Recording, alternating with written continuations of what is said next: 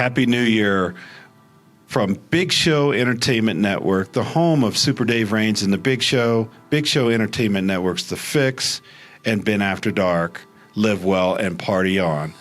Welcome to a special event, Super Dave Raines and the Big Show, on location at the Cinemark IMAX here in Colorado Springs on North American premiere night for Glass. I'm here with a couple of very special guests. So we've got Jeffrey Reich from one of the hosts from Big Show Entertainment Network's The Fix. Welcome, Jeffrey, to Super Dave Raines' The Big Show. Thank you. It's a pleasure to be here. All right. And we've got DJ Big Mike from Blazin' 98.5. Actually, he's the big in The Big Show. So welcome to Super Dave Raines and The Big Show. Thank you very much. I'm glad to be back. I'm ready to start this year off right. Yeah, absolutely. So it's 2019, and we've got a lot going on. We've got a lot happening this year. But first, I want to get into a couple of news stories that broke just recently. I want to talk to you guys about Disney purchased Fox Entertainment, and they scrapped everything Fox had working for X-Men. So what does that mean? Oh, that means a lot of kind of good movies and really bad movies are off the board. Kind of the same thing that happened when we had, X1, X2, and X3. But at this point, is there much hope for X-Men? There's been so many reiterations. I mean, James McAvoy, of course, was the new doctor and the professor. Yeah, I mean, and they're scrapping the whole thing. I mean, how many times can you scrap a project and still have it be fresh? I mean, we have the new Spider-Man, which is going pretty well from my perspective, but are the X-Men dead, is my question. Yeah, that's a very good question. And the question that I would ask you, DJ Big Mike, would it be better to move X-Men to Netflix or Disney's new streaming service? First of all, I told you so. I told you this was going to happen, didn't I? Didn't I? I did say that, right? I did say that. You okay. did say that. All right, then. No, the X-Men are never going to die. They're too iconic, all right? I mean, if we got to start all over, that's not necessarily a bad thing. Look what they did with Batman. Yeah. You know what I mean? What Christopher Nolan did with Batman. And so, no, it's not a bad thing. And Marvel's been putting out hit after hits after hits. Even their weakest movies were still wow. And so let's see what they do with it. Let's give them a chance. Okay. That's a good answer. Yeah. I tell you what, I'm going to send a note to Comic Book Girl 19, who is an X-Men expert, and ask her about it. So the next news item that I want to ask you guys about, we've got a sequel to the 1989 Ghostbusters 2 coming out, Ghostbusters 2020. Jeffrey, what do you think? I've got some very strong feelings on this, just like I think a lot of fans do. I'll hold that fact for a second, just so you don't have to stick that in front. So, I mean, like we were discussing before off camera, Dan Aykroyd and Bill Murray are not in good standing, last we heard. Egon is dead, and one of the actors that's in it hasn't been seen in Hollywood for years and doesn't really have any intention of returning from what we heard. And it's all a big cloud of what's going to happen. I mean, we had, of course, the notorious all-female Ghostbusters. Nothing against the actual movie. Nothing against the actresses, but the movie itself just could have been better written. It could have played the humor a little better. I think an all-female Ghostbusters can work. It just didn't, and it wasn't the actress's fault. And I think that's what it's going to come down to. Can they revive the original story? Because the original Ghostbusters and Ghostbusters 2 were not comedies. They were adventure and kind of action movies that had comedic tendencies. We remember a lot of the comedic parts, but you got to preserve the story. You got to have the heart in it before you can really bring back the Ghostbusters. In essence, you have to have life before you can bring back the dead. Right. Wow. Very, very deep there from Jeffrey. He had questions, didn't he? No, I swear I did give it to him. I didn't do it. I didn't give it to him, I swear. Well, I will say this. I think this is a reaction to the failure of the 2016 Ghostbusters. I really do. Nothing against the actresses.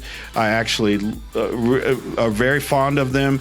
But the story and the special effects, complete disaster. And I think that's why they're trying to go ahead and do Ghostbusters 2020 and make it a direct sequel to Ghostbusters 2 from 1989. What do you think, DJ Big Mike? First of all, Ghostbusters 2 wasn't all that great.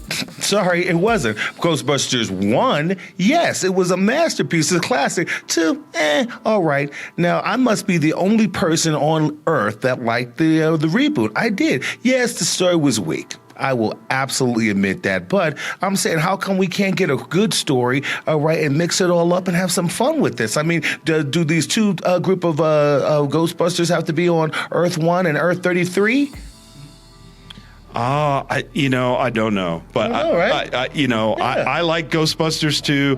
I'm going to kind of side with Jeffrey on this and see what happens. That's good. That's good because I like you. I like you. I like you. We're still good too. Yeah, awesome. We can disagree. So a little controversy here on Super Dave Reigns' The Big Show to start 2019. Yes. So let me ask you about Men in Black coming out this year. What do you think?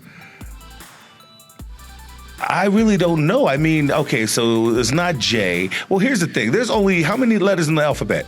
Well, you've got some heavy hitters. You've got 26, I think. Okay, exactly. But you've got Liam Neeson. Yes. You've got Tessa Thompson. Yes. And you've got my man that plays Thor. I'm having a mind blank. Chris Hemsworth. Yeah. I think Chris Hemsworth was one of the best parts of the 2016 Ghostbusters. Oh, for sure. Yeah. Don't you think so, Jeffrey? He was definitely one of the leading parts that I would like to see come back in a lot more movies. I don't know if it's weird to see him in another movie because he is just so iconically Thor now, and I don't entirely know if I can see him as anything other than that just because he's played the role so extraordinarily well. We'll have to see what direction they want to take with it because, of course, Tommy Lee Jones, iconic, one of the best actors in Hollywood ever will be. Of course, Will Smith, another great iconic actor. Right.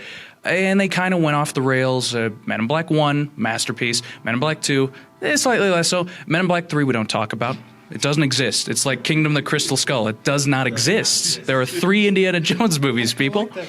Oh, I'm just stepping on toes today. I'm sorry. But yeah. If Chris Hemsworth can pull it off, I think it'll be good. I think it'll be good, honestly. We'll have to see. We'll be able to review it. So. Absolutely. I'm excited. I love Chris Hemsworth. I love Tessa Thompson, and Liam Neeson is right there with Tommy Lee Jones as far as I can see. Yeah. So, but my thing is, how many agents are there? It could only be 26 because there's only 26 letters, right? Well, so this is going to be a nice little side story to the main story, or what is all those other? Yeah, it could be good. 24 other letters. Come on, man. That is true. Michael Jackson wanted to be Agent M, but they didn't let him. So we'll see what happens. All right. We'll see. Good decision. Well, don't let Michael touch it. Don't let. So we've got M and R and D. And so there we go. Agent D. All right, Agent D. So we can't use J or K. All right, guys.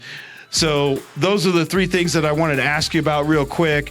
I want to remind everybody that in March, we will be up in Denver at the IMAX at Regal Theaters with Generally Nerdy for Captain Marvel. So that's the next time you'll see Super Dave Reigns in The Big Show. And probably in between that, you'll get a episode of Big Show Entertainment Network's The Fix. Yes, we will definitely be getting one of those. We're very excited about it. We got some cool new stuff in the works. We will also be putting out episodes of Techonomics between those.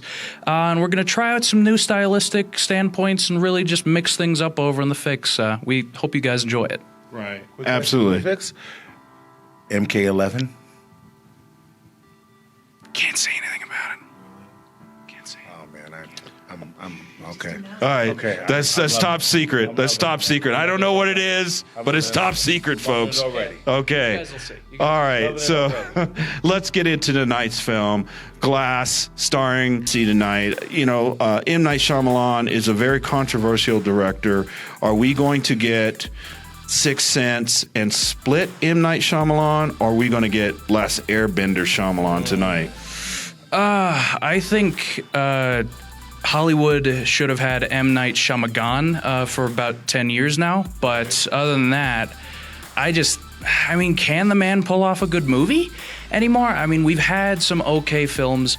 Personally, I went back and I watched Unbreakable. And even though I only watched it 2 weeks ago, I felt like I was watching it on VHS. The movie has not aged extraordinarily well. Maybe it could be just a lot of the tropes that were used back then just are so heavy now that they were kind of fresh then. It's a possibility. I won't judge the movie.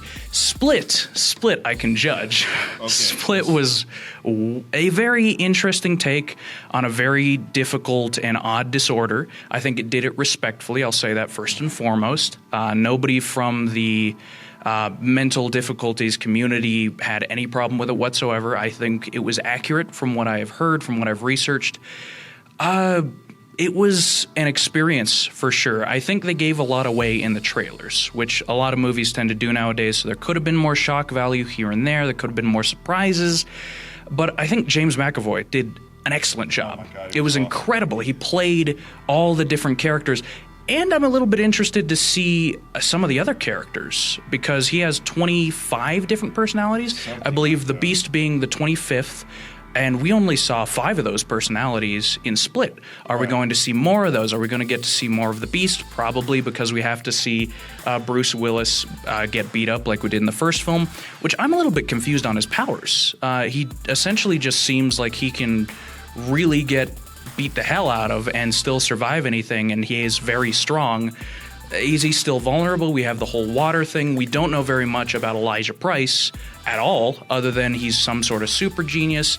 M. Night has done that thing where he's made us very excited about something, and it could be really good, or it could bomb. So, who can say? Yeah, I totally agree with that. I know a few things, but I'm going to hold it for the lightning reaction afterwards.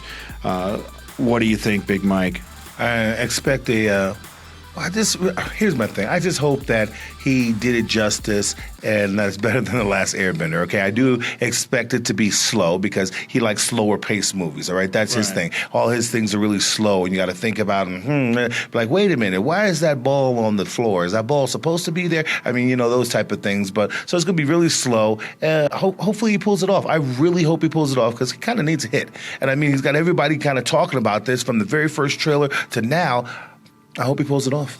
Yeah, and I think the reason why people are really talking about this is because Split was so good. And honestly, I had sworn off going to M. Night Shyamalan movies after Last Airbender. I was like, okay, that's it. I'm never going to spend another dime on one of his movies. And then I watched Split the other day, and I was like, okay, so the guy's back. So we'll see what happens with Glass. I hope he does pull it off. It's really... Here we are in January of 2019. It really doesn't have much competition, and it won't have much competition because I don't think we have a whole lot coming out between now and Captain Marvel. Well, kind of on that, historically, a lot of not so great movies are kind of dropped like January, February, because not a lot of people are expected to go see them. And as for your answer, it was why the ball is on the ground. It's because M. Night dropped it. Where'd you get this guy? You know what I'm saying? He's pretty good, isn't he? Yeah, absolutely. Yeah, I got him off the fix. Oh, okay, yeah, he's really good. Yeah, guys, awesome. Thank you so much for coming on Super Dave Raines and the Big Show.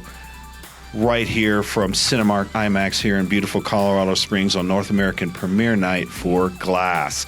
This is the final film in the trilogy. So we got Unbreakable, we've got Split, and now tonight, Glass. Now, wait a minute. Do we know that for an absolute 100% fact? I don't know anything for absolute 100% fact. You can't say that then, my friend. You can't say that. You don't know. I mean, afterwards we'll know. Even then, we might not know. I don't know. It's M. Night. If it might not know exactly. If it's not good, then I don't know. The plug might get pulled on him. Yeah. So for Jeffrey Reich, for DJ Big Mike from Blazin' 98.5, I'm Super Dave Raines. And until next time, on the love.